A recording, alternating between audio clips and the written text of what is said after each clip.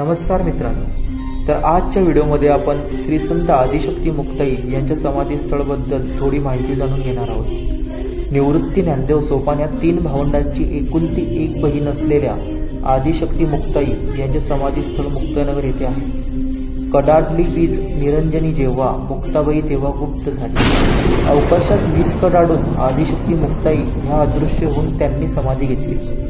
तुम्हाला सुद्धा दर्शनासाठी श्री संत आदिशक्ती मुक्ताई यांच्या समाधीस्थळ ठिकाणी यायचे असेल तर जळगाव खान्देशपासून अवघ्या 60 किलोमीटर अंतरावर असलेले मुक्ताईनगर गावाला तुम्ही बाय बसने येऊ शकतात। आणि जर तुम्ही विदर्भातून येत असाल तर मलकापूरपासून अवघ्या 30 किलोमीटर अंतरावर मुक्ताईनगर गाव आहे। दरवर्षी संत मुक्ताई समाधीस्थळी मोठी यात्रा सुद्धा भरते।